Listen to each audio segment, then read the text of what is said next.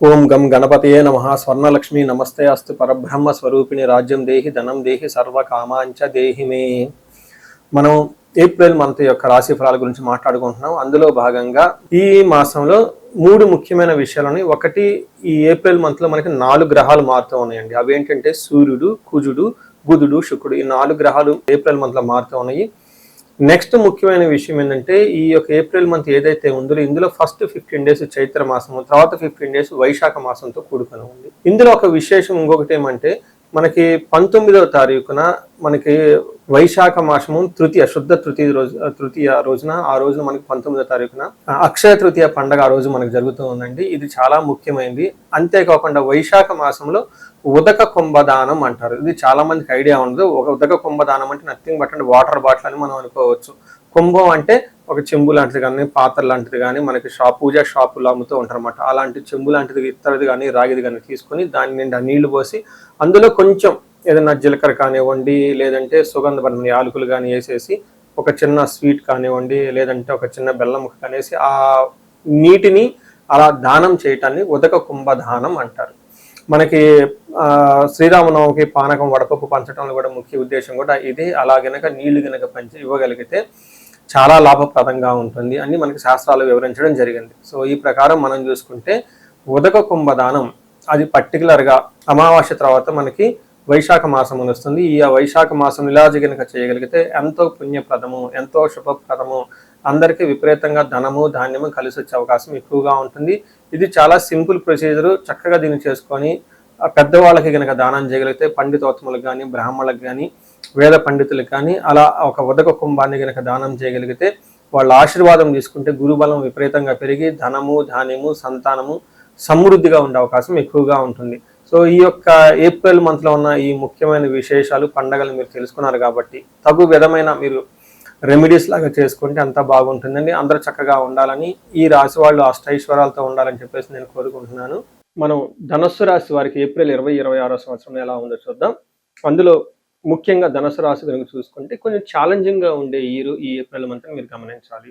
ధనుసు రాశి ఇందులో చూస్తే మనం ఇందులో ఉన్న నక్షత్రాలు ఫస్ట్ గమనిస్తే, ఇందులో మూల 1, 2, 3, 4 పాదాలు, పూర్వాషాఢ 1, 2, 3, 4 పాదాలు, ఉత్తరాషాఢ ఫస్ట్ పాదం అంతా ఈ రాశిలో ఉంటారు. పేరు బలాన్ని బట్టి చూస్తే వీళ్ళకి ఏ, యో, భా, భీ, భూ, ధా, భే అన్న లెటర్స్ ఇందులో ఉంటూ ఉంటాయి. మనం ముందుగా చెప్పుకునే విధంగా 4 గ్రహాల యొక్క మారుతూ ఉండటంతో ఈ రాశి వాళ్ళకి ఎలా ఉందో మనం గ్రహం టు గ్రహం చూద్దాం. మనకి వార్తల్లోని ముఖ్యాంశాలలాగా మనకి ఏం చెప్తారంటే, లఘు గోచారం సూక్ష్మ గోచారం అన్న కాన్సెప్ట్ ప్రకారం చూస్తే వీళ్ళకి ఎలా ఉంటుంది. ఇందులో ఫస్ట్ 15 డేస్ వీళ్ళని మానహాని, అవమానించాలి అన్న యాటిట్యూడ్తో ఎక్కువ ఉంటారు వీళ్ళ చుట్టూ జనాలు. అయితే తర్వాత ఏమవుతుందంటే రిపప్రియం, శత్రుబాధ ఉంటుంది. కానీ వాళ్ళతో కనుక కూర్చొని మాట్లాడుకుంటే మీకల్లే అవకాశం వచ్చే అవకాశం, మీకల్లే అనుకూలంగా ఉండే అవకాశం చాలా ఎక్కువగా ఉంటుంది. విపత్తిం, అనుకోకుండా మీకు వేరే వాళ్ళ ద్వారా ఆపదలు వచ్చే అవకాశం ఉంటుంది. ఫైనల్గా ధనం రావాల్సినంత ధనం రాకుండా కొంచెం ఇబ్బందులు పడే అవకాశం ఉంటుంది. సో ఏ ప్రకారంగా చూసుకున్నా కానీ ఇది అంత కొంచెం మంచిది కాదు. ఈ మాసం కొంచెం జాగ్రత్తగా ఉండవలసింది గ్రహస్థితి పెట్టి అని మనం గమనించుకోవాలి. ఇందులో మనకి ఫస్ట్ సూర్యుడిని బట్టి చూస్తే ఎలా ఉంటుందంటే, సూర్యుడు 5వ స్థానంలో ఉండటం ఇదంత మంచిది కాదు అని చెప్తారు. ఏమంటే దేహలాస్యం, మనస్తాపం, సుహృద్వేషం, ధనం, బుద్ధి చాంచల్యం ఆప్నోతి, పంచమే రవి సంయుతే అని చెప్తారు. 5వ స్థానంలో కనుక రవి ఉంటే ఏమవుతుందంటే సోమరితనం, అంటే లేజీగా ఉండటం అవకాశం ఎక్కువగా ఉంటుంది. హృదయంలో ఏదో కంటకంగా ఉండటం, స్నేహితుల వల్ల ఇబ్బంది, ధనధాన్యం కోల్పోవటం, బుద్ధి బలం కోల్పోయే అవకాశం ఎక్కువగా ఉంటుంది. చాలా బుద్ధి చాంచల్యం ఆప్నోతి అని చెప్తారు. అంటే బుద్ధి అనేది నిలకడగా ఉండకుండా అటు ఇటు ఎక్కువగా ఊగిసలాడుతూ ఉంటుంది. రకరకాల డెసిషన్లు తీసుకుంటూ ఉంటారు. ఈ రోజు ఒక ప్లానింగ్ ఉంటుంది, రేపు ఒక రోజు ప్లానింగ్ ఉంటుంది. వీటన్నిటికంటే కూడాను మీరు ఎక్కువగా ప్లేజరస్కి ఎక్కువగా టైం స్పెండ్ చేసే అవకాశం ఎక్కువ ఉంటుందని గమనించుకోవాలి. సీరియస్గా చేయవలసిన పనులన్నీ పోస్ట్పోన్ చేసుకుంటూ అన్వాంటెడ్ లేదంటే ఉపయోగం లేని పనులతో ఎక్కువగా వృధాగా టైం గడిపే అవకాశం ఎక్కువ ఉంటుందని గమనించాలి. అయితే కుజుడు వీళ్ళకి 4వ స్థానంలో ఉండటంతో ధన ప్రవాహం అయితే చాలా బాగుంటుంది. కానీ కుజుడు 4వ స్థానంలో ఉండటంతో ఇంటికి సంబంధించిన వ్యవహారాల్లో, సంతానానికి సంబంధించిన వ్యవహారాల్లో, లేదా బంధువులకు సంబంధించిన వ్యవహారాల్లో, లేదా తల్లికి సంబంధించిన వ్యవహారాల్లో కొంచెం ఇబ్బందులు పడే అవకాశం ఉందని గమనించాలి. మనకేం చెప్తారంటే బంధువైరం ధనక్షయం, అంటే ధనాన్ని కోల్పోయే అవకాశం ఎక్కువగా ఉంటుంది, బంధువులతో గొడవలు పెట్టుకునే అవకాశం లేదా మనస్పర్ధలు వచ్చే అవకాశం ఉంటుందని గమనించాలి. అయితే ధన ప్రవాహానికి ఎట్లాంటి ప్రాబ్లం అయితే ఉండదు.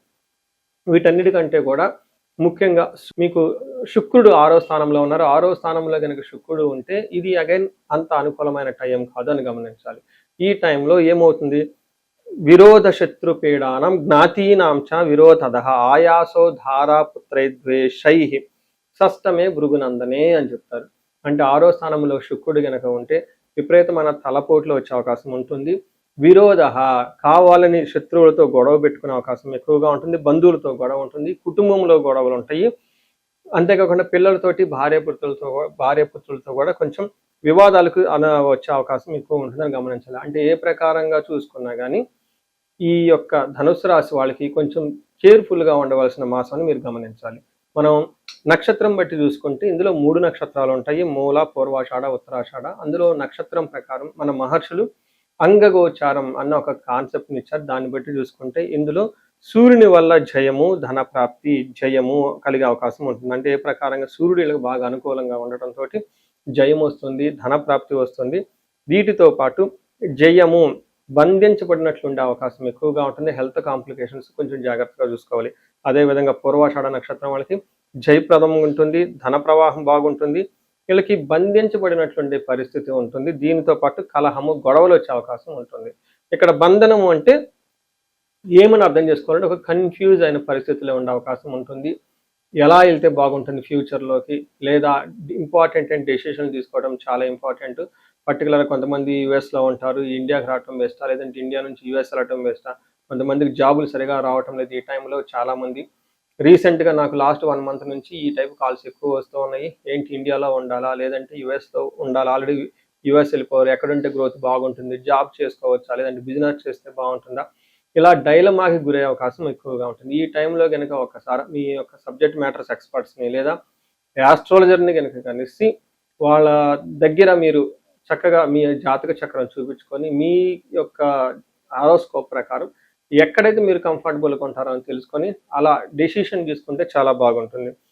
ఇంతేకాకుండా ఈ రాశి వాళ్ళకి పూర్వాషాఢ, ఉత్తరాషాఢ నక్షత్రం వాళ్ళకి రాంగ్ డెసిషన్ తీసుకునే అవకాశం ఉంది. అంటే మనీ ట్రాన్సాక్షన్ చేసేటప్పుడు, కమ్యూనికేషన్ చేసేటప్పుడు, లేదంటే పబ్లిక్గా ఏదైనా మీటింగ్లో ఇంటరాక్షన్ అయ్యేటప్పుడు మీకు పొరపాటున లేదంటే బై మిస్టేక్ అంటారు కదండి, అలా ఒక మిస్టేక్, ఒక రాంగ్ డెసిషన్ తీసుకొని తద్వారా లేటర్ ఇబ్బంది పడే అవకాశం ఉంటుంది. సో ఇవన్నీ గమనించుకొని మీరు చాలా చక్కగా ఉండాలని చెప్పేసి కోరుకుంటున్నాను. అంటే ఈ మాసంలో మీరు ఏదైనా కనుక పరిహారాలు చేసుకుంటే నవగ్రహాల చుట్టూ తిరగటం చాలా ఇంపార్టెంట్.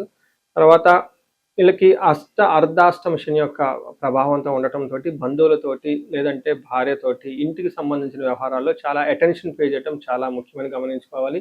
అయితే ఈ రాశితో పాటు ఇంకా ఈ ఇంటిలో గనక సింహరాశి ఉన్నా, కుంభరాశి ఉన్నా, మీనరాశి ఉన్నా, మేషరాశి ఉన్నా కానీ ఒక్కసారి ఇంటికి మొత్తం జాతకం చక్రం చూపించుకోవడం చాలా ఇంపార్టెంట్. ఈ రాశి వాళ్ళతో పాటు ఇందాక చెప్పిన రాసుకున్న రాశులు వాళ్ళు ఉంటే ఇంట్లో ఇంకొంచెం ప్రాబ్లమ్స్ అధికమయ్యే అవకాశం ఎక్కువ ఉందని గమనించాలి. సో ఈ రాశి వాళ్ళకి ఎలాంటి ప్రాబ్లమ్స్ వచ్చినా ఖచ్చితంగా సొల్యూషన్స్ ఉన్నాయి, పరిహారాలు ఉన్నాయి. అవి చేసుకుంటూ ఉంటే లైఫ్ 10 ముందుకెళ్ళే అవకాశం ఉంటుంది. ముఖ్యంగా మీ ఏజ్ కనుక 35 to 45 ఉండి అందులో మీరు సరైన గ్రోత్ లేకుండా మధ్యలో ఎక్కడో ఆగిపోయారు, స్ట్రక్ అయిపోయారు, లైఫ్లో ముందుకెళ్ళటం లేదు అని మీకు ఎక్కడైనా అనిపిస్తే దానికి సంబంధించిన ఒకసారి జాతక చక్రం చూపించుకొని ఏమైనా శాపాలు ఉన్నాయా, ఏమైనా గ్రహ పీడలు ఉన్నాయా అవి చూసుకొని పరిహారాలు చేసుకుంటే లైఫ్ 10 ముందుకెళ్తుంది. ముఖ్యంగా ధనానికి ఎవరైనా ఇబ్బంది పడుతుంటే అష్టలక్ష్మి పూజ చేయించుకోవటం లేదా స్వర్ణలక్ష్మి విశేష హోమం చేయించుకోవటం, దీనితో పాటు కుబేర పాశుపత అభిషేకం చేయించుకుండటం చాలా మంచిది. బంధువులతోటి ఇంకా ఎవరైనా కనుక భార్యాభర్తల మధ్య సరైన అవగాహన లేక గొడవలు పడుతూ ఉంటే వాళ్ళకి అఘోర గౌరి పాశుపత అభిషేకము లేదా కన్యా పాశుపత అభిషేకం చేయించుకోవటం, అన్యోన్య దాంపత్య పాశుపత అభిషేకం చేయించుకోవటం, శుక్రగ్రహానికి శాంతులు చేయించుకోవటం చేసుకుంటూ ఉండాలి. ఇంకా ఎవరికైనా హెల్త్ కనుక బాగోలేకపోతే అమృత మృత్యుంజయ పాశుపత అభిషేకము, హోమం ఇవి చేసుకుంటూ ఉంటే చక్కగా ఉంటారు. సో మీకున్న ఎలాంటి సమస్య అయినా కనుక అనిపిస్తే ఒక్కసారి అపాయింట్మెంట్ తీసుకొని కింద కనిపిస్తున్న నెంబర్కి కాల్ చేయండి. మీరు అష్టైశ్వర్యాలతో ఉండాలి, భోగభాగ్యాలతో ఉండాలని చెప్పేసి నేను కోరుకుంటున్నాను. నమస్తే.